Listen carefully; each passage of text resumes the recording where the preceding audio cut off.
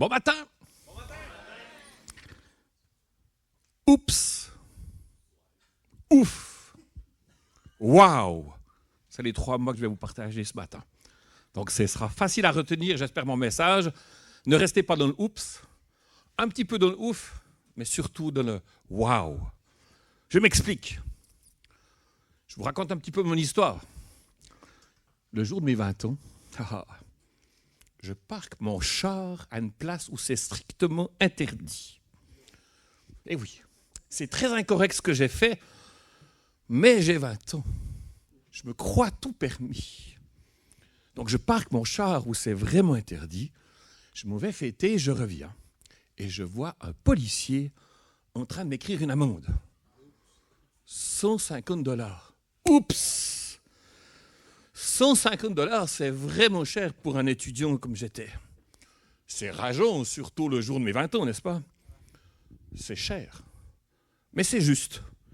Je connais la loi, je sais très bien que parquer mon char sur une place piétonne, un passage piéton, c'est vraiment pas une bonne idée. C'est pas des places de parking, mais j'étais un petit peu prétentieux, quoi. Alors, reporté par mon enthousiasme, par mon impertinence de mes 20 ans, je m'avance vers le policier et je lui dis « Pas aujourd'hui, monsieur l'agent, pas aujourd'hui !» « Mais pourquoi pas aujourd'hui ?»« J'ai 20 ans. Prouvez-le-moi. » Alors, je lui montre mon permis de conduire, ma carte d'identité. Nous sommes effectivement le 3 avril 1989, j'ai bien 20 ans ce jour-là. Le policier est surpris. Il me regarde, il regarde la carte, il me regarde. Mais il a l'air sympathique. Alors il m'offre un cadeau d'anniversaire. Il fait œuvre de miséricorde et il déchire l'amende. Je passe à côté de la punition. Ma faute ne m'a rien coûté. Quel soulagement, je passe de oups à ouf. Ouf. Mon cœur, je vais dire, est déchargé. Mais il n'a pas vraiment changé. J'ai gagné et je suis même heureux d'avoir affronté l'autorité. On m'a fait miséricorde, oui, d'accord. Mais j'ai envie, au fond, de recommencer. J'ai presque envie de me moquer un peu du policier qui s'est laissé berner par un petit gamin audacieux quand même. Ce qui peut être naïf, ce policier. Ouf. Mais imaginez une autre suite de ma petite histoire. Après avoir déchiré l'amende, mon constat, mon infraction, le policier retourne dans sa voiture, me regarde, je le regarde, mais qu'est-ce qu'il fait? Pourquoi est-ce qu'il me regarde? Qu'est-ce qui m'attend? Le policier sort de sa voiture, revient vers moi, prend son carnet de chèques et me fait un chèque de 300$. Joyeux anniversaire, monsieur Gerber. Pardon? Non, je ne peux pas accepter. C'est trop... Je suis mal à l'aise. Il insiste. Joyeux anniversaire, monsieur Gerber. C'est pour vous. Mais non, je ne le mérite pas. J'ai puni, j'ai fait une faute. Je ne mérite pas de recevoir un cadeau quand même. Je méritais une contravention. Vous avez déchiré la montre. J'étais déjà tellement content. Mais là, recevoir un chèque de 300$, non. Alors je peux refuser. Je peux déchirer le chèque. Ou je peux l'accepter. En acceptant, en fait, ce chèque inattendu, ce cadeau inattendu, qu'est-ce qui s'est passé en moi? J'ai envie de connaître ce policier. Mais pourquoi il a fait un geste pareil? Pourquoi, au lieu de me punir, il m'encourage? Pourquoi est-ce qu'il passe du temps avec moi? Ce petit gamin naïf, un petit peu orgueilleux. J'ai vraiment envie de le connaître. Alors je vais passer en quelques secondes de oups à ouf à waouh! Un cadeau, waouh! Mes amis, Dieu a déchiré l'amende. Jésus est venu sur terre pour nous montrer comment Dieu nous aime. Il a donné sa vie pour nous offrir le pardon, la vie éternelle. C'est un soulagement, c'est un cadeau inespéré. C'est le projet fou de Dieu. Et face à ce chèque de Dieu, face à ce cadeau de la vie éternelle, on est passés tous ici, ou j'espère que vous allez passer prochainement, du stade de « Oups, j'ai fait une bêtise. Ouf, moi aussi. Ouf, Dieu a vu, mais il m'aime encore. Waouh! Il a quelque chose de plus à me donner. Waouh! Comment est-ce que je partage le waouh de Dieu dans mon quotidien? Qu'est-ce qu'il faut faire pour vivre ce waouh chaque jour? La dernière fois que je suis venu ici, ceux qui étaient là, c'était les rameaux l'année passée, en 2025. Je suis sorti de l'église, le téléphone a sonné. Mon frère m'annonce, notre papa est décédé. C'était tout un choc. On savait qu'il n'était pas très bien, il s'en est allé. Alors j'ai eu le temps de ruminer depuis ces 15 derniers mois, on dirait, pour venir jusque vers vous. Ça veut dire quoi le wow de Dieu quand il y a des surprises qu'on ne s'attend pas? Ça veut dire quoi vivre le wow de Dieu quand les épreuves sont là? Ça veut dire quoi le wow de Dieu quand on est ébranlé? Parce que je crois que l'amour de Dieu guérit des cœurs. Mais est-ce que nous connaissons vraiment l'amour de Dieu? Sa grâce pour nos propres vies? Et puis comment est-ce que nous partageons autour de nous ce wow de Dieu, cet amour, aux membres de nos familles, de nos collègues, nos voisins? Dieu nous donne le contraire de ce qu'on mérite. On ne mérite pas d'être aimé comme ça. Donner sa vie gratuitement pour nous sauver, waouh, c'est un cadeau inémérité. On ne mérite pas, mais on le mérite quand même, parce que c'est le choix de Dieu. Dieu t'aime, Dieu m'aime, Dieu nous aime. Waouh! Et en acceptant cet amour, ça change tout. L'amour, c'était pour moi l'arme préférée de Martin Luther King. On le connaît sous I Had a Dream. Cet homme, qui a quelques années en arrière, c'est pas si vieux, il rêvait de s'asseoir comme personne noire dans un bus avec des blancs. Il rêvait que ses enfants, que toute sa génération puisse avoir la même école que les blancs. Il espérait simplement d'être reconnu comme un être humain normal. Alors un de ces discours que je vous cite, ce n'est pas le I Had a Dream. Faites-nous ce que vous voulez et nous continuerons de vous aimer. Envoyez à minuit dans nos communautés vos cagoulards, c'était les hommes masqués, perpétrer la violence et nous laisser à demi-mort. Nous vous aimerons encore. Ça a marché. Il n'est pas parfait, Martin Luther King, mais au nom de l'amour, il a amené un changement dans la société.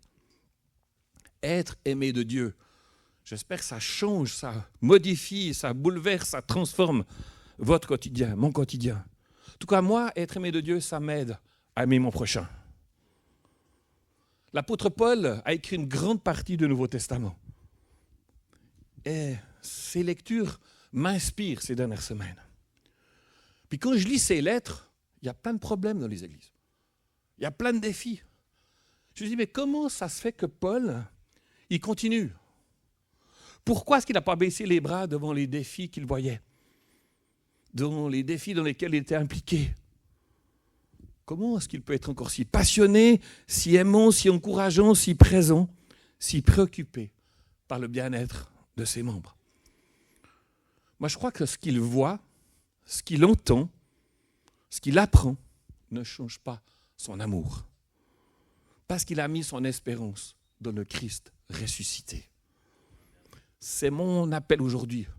Passer du temps dans la présence du Christ ressuscité. 1 Corinthiens 15 nous dit, si l'on prêche que Jésus est ressuscité, comment quelques-uns parmi vous peuvent-ils dire qu'il n'y a pas de résurrection des morts? C'est un croyant, pas pratiquant, on pourrait dire ça aujourd'hui.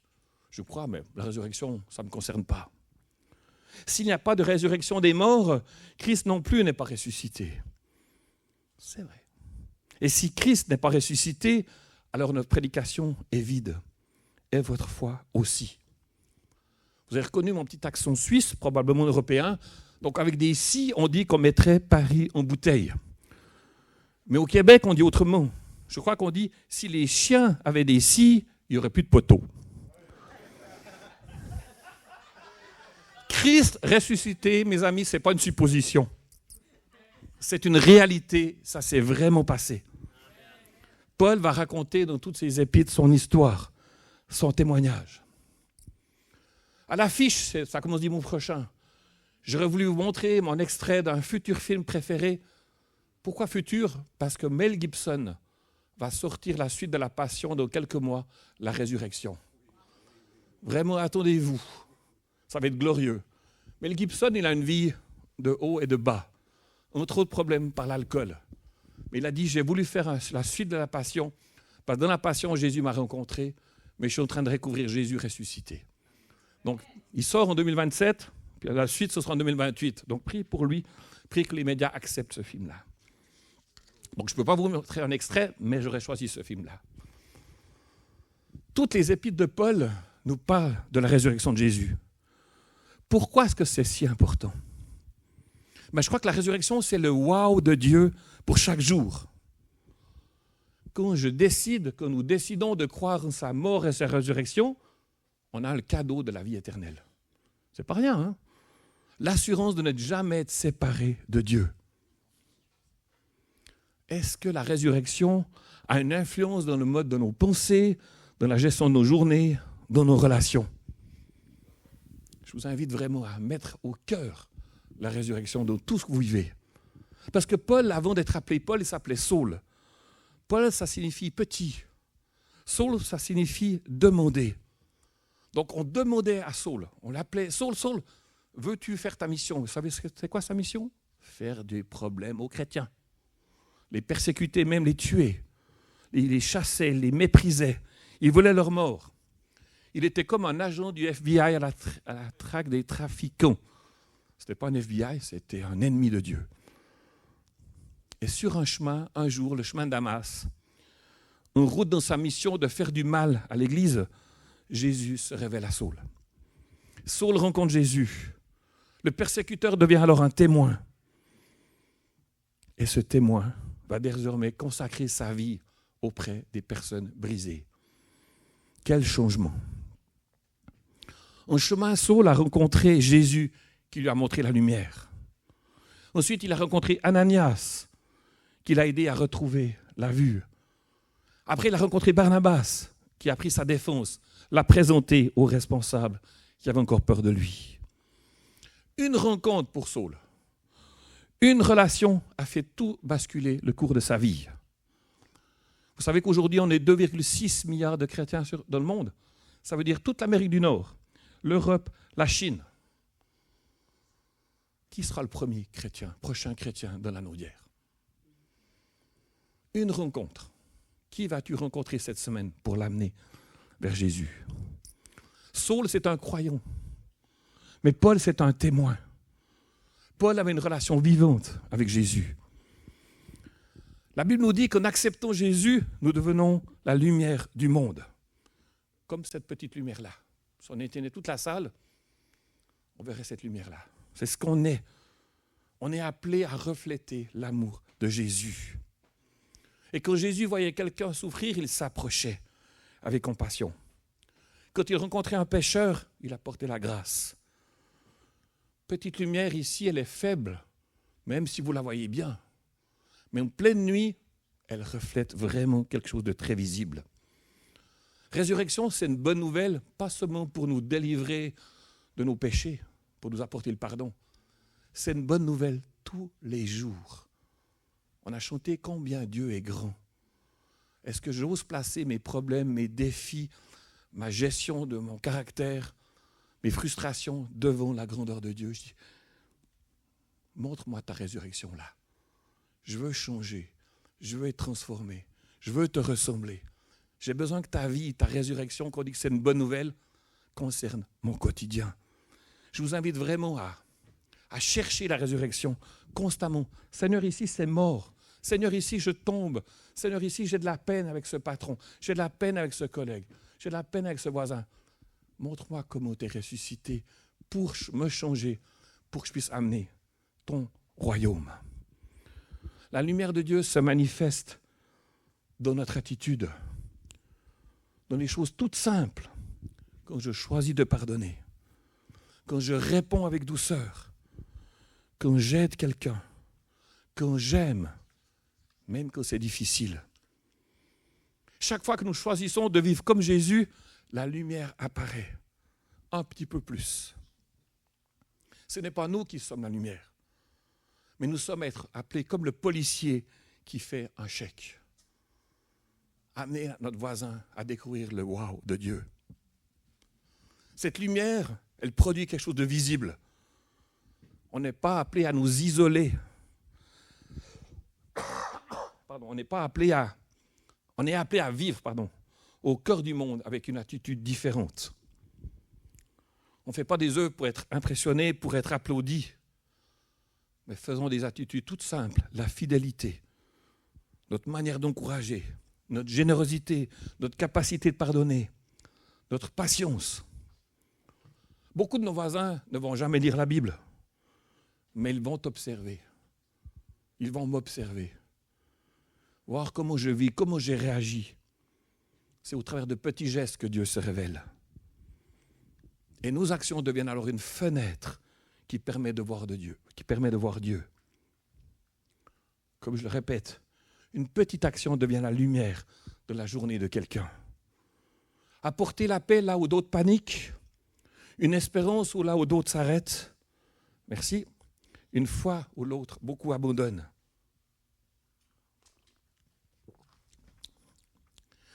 Choisir d'aimer au lieu de rester dans l'amertume.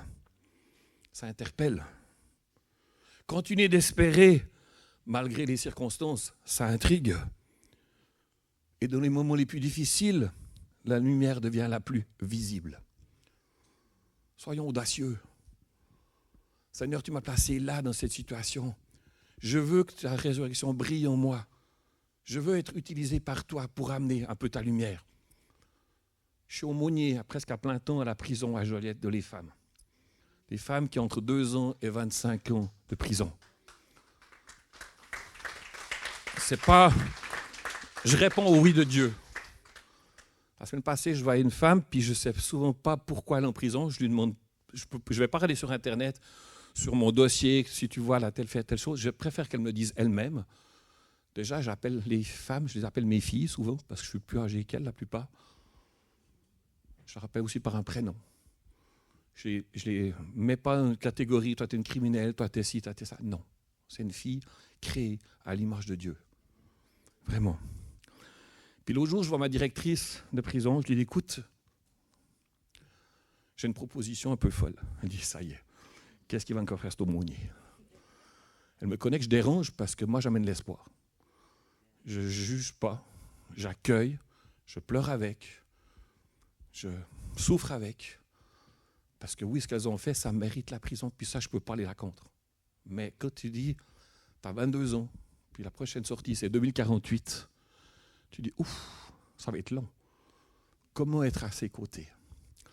Puis j'ai ma directrice, écoute, il y a beaucoup de femmes ici, j'imagine, qui sont là parce qu'elles ont tué leur enfant, leur mari, par accident, par défense, par une bêtise. Mais la plupart de ces femmes, elles ont tué, puis du jour au lendemain, elles se retrouvent en prison, puis elles n'ont jamais pu l'occasion de faire des funérailles pour leurs enfants, par exemple. Elles n'ont jamais pu se rendre au cimetière ou juste faire un deuil. Ça me paraît important dans leur cheminement de pouvoir les aider à tourner une page, de pouvoir les accompagner. « Oh mais Laurent, tu te rends compte ?» Je dis oui, ce qu'elles ont fait, c'est choquant. Mais c'est des êtres humains qui ont aussi besoin d'une deuxième chance. L'aumônier donne une deuxième chance. Me permets-tu d'aller? Ouais, mais ça va être compliqué. Je dis, ouais, si ton chef aumônier du Canada te permet, je suis d'accord. Ça doit être une exception. Hein. Je dis, ouais, parce qu'elle me connaît que moi, j'ouvre une porte, je défonce. Puis je téléphone à mon aumônier, il me dit, super idée, vas-y, Laurent, dans ton projet. Puis le lendemain, je vois une femme que je suis régulièrement. Je lui dis, écoute, j'ai envie de te proposer quelque chose. Bientôt, je ne sais pas quand, tu vas fêter l'anniversaire du décès de ta fille. Tu n'as jamais pu aller te recueillir. Qu'est-ce que tu en penses si on organisait tous les deux des funérailles pour ta fille? Qu'on se déplace, qu'on sortirait. Elle commence à pleurer. Laurent, c'est dans 3 semaines. Pardon? Donc la semaine prochaine, je m'en vais avec cette femme, trouver la grand-maman. On va faire un petit recueillement pour sa fille, lui donner l'occasion de partir en paix. Pourquoi je vous dis ça? Pour moi, c'est un fou. Cette noirceur, c'est horrible ce qu'elle a fait. Ça ne la ramènera pas sa fille. Mais elle a besoin de pouvoir tourner une page. Et je crois être lumière, c'est ça. Être lumière, refléter la résurrection de Jésus, c'est d'apporter cette espérance là où tout est fermé, là où tout est difficile, dans nos propres histoires de vie aussi. Il y a 6 ans, mes amis, on était en plein Covid. Je ne sais pas si vous vous souvenez, c'était un temps difficile, de restrictions, de peur, d'isolement, pour ou contre le vaccin. Mais dans un petit peu plus de 6 ans, on sera le 17 avril 2033. Et c'est quoi ce jour-là? C'est les 2000 ans de la résurrection de la Jésus. 2000 ans que Jésus est ressuscité. Alors je vous lance votre défi, est-ce que votre voisin sera au courant le 17 avril 2033 que Jésus est ressuscité? Parce que Dieu compte sur toi. Dieu t'offre quelque chose d'impressionnant. Il t'invite à jouer un rôle dans son plan. Ça veut dire s'impliquer et aimer. Ça veut dire que ta vie pour Dieu n'est pas insignifiante, mais elle est importante. Aimer avant d'être aimé. Aimer sans être aimé parfois. Être une voix et non un écho. Aimer pour donner gloire à Jésus. Donc le fondement du wow de Paul se trouve dans les versets que nous venons de lire. Christ est mort pour nos péchés.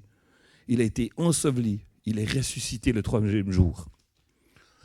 Entre le tout est accompli et le ressuscité, il y a eu un corps de Jésus qui est resté dans le tombeau. Et très souvent, dans une situation difficile, c'est le tombeau. On est là, c'est comme ça. Mais Jésus n'a pas dit, je suis comme ça, c'est fini. Dieu l'a ressuscité. Donc je veux proclamer la résurrection pour vos situations. Que le tombeau, ce n'est pas la fin. Même si au temps de Pilate, de Jésus, il avait mis des gardes, il avait fait sceller le tombeau, il avait mis des soldats autour du tombeau, Jésus est sorti quand même. Ça montre qu'il y a une puissance dans la résurrection. Ça veut dire que le royaume de Dieu est invisible, mais il n'est pas resté silencieux. Et cette résurrection a tout changé le monde. Le tombeau n'est pas un lieu où Jésus a été piégé. Le tombeau, c'est pas une porte fermée. Ce n'est pas une situation sans issue. Ce n'est pas un silence, ce n'est pas un abandon. Ce n'est pas une sécurité que Pilate voulait offrir. Non, la mort, ce n'est pas le point final. Paul, l'ex-meurtrier, a été confronté lui aussi avec son passé. Il a sûrement eu des moments de culpabilité. Ça n'a pas dû être facile de voir des chrétiens. J'ai sûrement agressé son frère. J'ai sûrement fait du mal à son cousin. Mais il a compris que Jésus est mort et ressuscité. Qu'il a pu être débarrassé de sa culpabilité, sa honte, ses traumatismes, ses cauchemars. Il a dû lui aussi apprendre à pardonner, à accueillir Jésus. Donc le wow de Dieu, c'est ancré dans ce que Jésus a fait, ancré dans la résurrection, que Jésus est mort et ressuscité. Je répète, le tombeau a voulu mettre fin à l'histoire de Jésus, mais ça a été impossible parce que Dieu avait une autre histoire. Paul refuse le désespoir, la peur, le mensonge dans lequel le tombeau est le dernier mot. On voit, mais il est rempli d'une force, d'une assurance, d'une confiance que Dieu a encore agi aujourd'hui. La grâce de Dieu l'a transformé. La résurrection, c'est l'accomplissement de la promesse de Dieu. Ce que le péché a fait mal, Dieu est capable de le transformer. Ce que la tombe avait réclamé, Dieu le récupère. J'accélère, parce que sinon vous allez rester trop longtemps avec moi. Quand Jésus est apparu à ses disciples dans la maison où ils étaient cachés, il n'est pas arrivé. « Hé les amis, ça fait 3 ans que je suis avec vous, ça fait 3 ans que je vous dis que je vais mourir, ressusciter, qu'est-ce que vous faites ?» Il n'a pas parlé de leur fuite, il n'a pas parlé du reniement de Pierre, il n'a pas parlé du manque de foi, il a parlé de paix. Il a soufflé sur eux, il leur a confié une mission. Et cette mission, ça produit quoi? Une annonce de l'évangile. Courageux qui est venu jusqu'à nous aujourd'hui. Si tu es chrétien aujourd'hui, c'est quelqu'un qui a eu le courage un jour de te parler de Jésus. Puis depuis 2000 ans, c'est des histoires qui sont venues jusqu'à nous. Mais des histoires vraies. cachés dans cette maison, ils sont devenus des proclamateurs dans le monde entier. Le wow de Paul, c'est ça, mes amis. C'est pas se laisser définir par son passé, pas rester emprisonné par ses fautes, mais dire non, Jésus est ressuscité, ça a tout changé. Il peut se tenir debout parce que Dieu a fait grâce. La résurrection, c'est une réalité inébranlable. Rien n'est impossible à Dieu. Hier soir, j'ai vu dans les médias ce matin, il y avait un gros feu d'artifice de 40 minutes aux États-Unis pour le 250e anniversaire de nos chers voisins. 40 minutes, ça doit être assez impressionnant. Mais la grâce, la résurrection, c'est chaque matin qu'il y a dans le ciel Jésus qui prie pour chacun de nous. Je suis mort, ressuscité pour Laurent, pour Louise, pour vous tous. Et cette résurrection, elle m'enthousiasme, elle me donne des ailes, me donne la joie. Quand je vous dis dans la prison, je suis un poisson dans l'eau. J'aime ces femmes, sincèrement. J'aime pas ce qu'elles ont fait, mais j'aime ce qu'elles deviennent. Parce que quand elles lisent l'Évangile, elles pleurent, elles sont touchées, elles rencontrent. 5 baptêmes en 2025 dans la prison. 6 conversions cette année. Je vous dis, oups, ouf, waouh. Comment est-ce que le chèque du policier, comment est-ce que le chèque de Dieu, le don de sa vie, change ton quotidien? Si je reviens aux disciples, la croix, c'était l'échec total. Leur Messie était mort. L'espoir avait disparu. En un après-midi, c'était fini. Mais le ciel a raconté une autre histoire. Jésus est ressuscité. La croix, ce n'est pas la fin, mais c'est le commencement. Autour de nous, c'est la détresse. Beaucoup d'injustice, beaucoup d'oppression, beaucoup de souffrance. Peut-être même ta situation est hors de contrôle, mais ne l'est pas pour Dieu. Ce n'est pas une pensée positive, ça s'appelle la foi en Dieu. Dieu veut transformer l'impasse en délivrance. Alors prends courage, tiens bon. Puis celui ou ceux qui vont se faire baptiser dimanche prochain, bravo, c'est courageux et c'est juste. C'est dire je vais plonger dans l'eau, je laisse ma vie passer sans Jésus au fond de l'eau. Je me relève avec le sang de Jésus qui me lave, qui me purifie, qui me donne le courage de témoigner.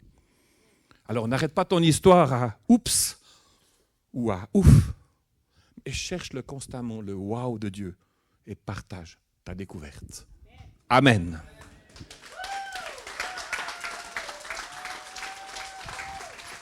Je vais prier. Seigneur, merci pour mes frères et sœurs ici. Ce sont mes frères, ce sont mes sœurs, ce sont tes enfants que tu appelles, que tu as choisis. Je place leur situation, je place leurs histoires là où ils ont l'impression d'être comme dans un tombeau, là où il n'y a pas d'espoir, là où il n'y a pas d'issue, là où ça ne bouge pas, c'est plutôt ça devient dur. Eh bien, Seigneur, merci de te lever. Merci de manifester ta résurrection. Toi, tu n'es pas resté enfoncé dans la terre. Tu es sorti. Alors, j'appelle vraiment la vie dans toutes les situations qui sont bloquées. Mais j'appelle aussi ta vie en eux afin qu'ils soient audacieux de raconter le wow de Dieu. De Jésus qui guérit, Jésus qui transforme, Jésus qui délivre, Jésus qui casse nos saines, nos mauvaises habitudes, nos dépendances pour nous rendre libres. Alors je te prie vraiment pour cette audace-là, dans le partage, mais dans la relation avec toi. Continue d'être lumière, mes frères et sœurs. Continue de les aider à briller là où c'est noir, où c'est difficile.